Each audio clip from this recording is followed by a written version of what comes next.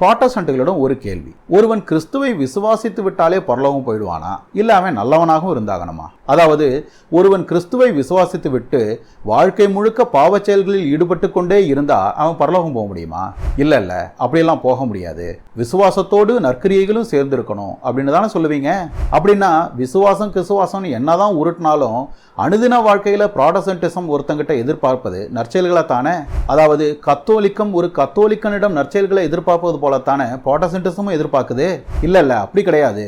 ஒரு புராட்டஸ்டன்ட் கிட்ட நற்செயல்கள் எதிர்பார்க்கப்படுவதற்கு காரணம் ஒருத்தனுக்கு உண்மையான விசுவாசம் இருந்தா அது நற்செயல்களை வெளிப்பட்டே தீருங்கிறதால தான் அப்படின்னு சில புராட்டஸ்டன்ட்கள் சமாளிக்கலாம். ஆனா விசுவாசம் உள்ளவனெல்லாம் நற்செயல்கள் செய்வான்னு சொல்ற இவங்க விசுவாசம் இல்லாம எவனாலாவது நற்செயல்களை செய்ய முடியுமா அப்படின்னு யோசிக்கிறதே இல்லை. அதாவது விசுவாசம் இல்லைன்னா ஒருத்தன் ஏன் நற்செயல்களை செய்யணும் அப்படின்னு இவங்க யோசிக்கிறதே இல்லை. நான் இயேசுவை கடவுள்னே விசுவாசிக்கல, அவர் என் பாவங்களுக்காக மரித்தார் என்று நான் விசுவாசிக்கல, அவரை நான் ரட்சகர் என்று கூப்பிட்டாலும் கூட அவர் தான் என்னை ரட்சிக்கிறார் என்று நான் விசுவாசிக்கல, ஆனாலும் அவர் சொன்னார் என்று நான் நற்செயல்கள் செய்வேன் அப்படின்னு எந்த மடையனாவது இருப்பானா?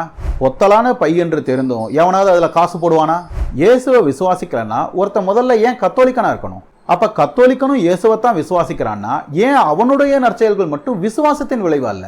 அப்ப ஒரு கத்தோலிக்கனின் நற்செயல்களும் புராட்டஸ்டன்டின் நற்செயல்கள் போல விசுவாசத்தின் விளைவுதான்னா கத்தோலிக்கனுமே விசுவாசம் ஒன்றுதான் ரட்சிக்கும்னு நம்புறான்னு சொல்றதான நியாயம். அப்ப எப்படி பார்த்தாலும் ரட்சிப்பின் விஷயத்துல கத்தோலிக்கமும் புராட்டஸ்டன்டிசமும் முரண்படுகின்றன என்பது ஒரு கற்பனை தானே.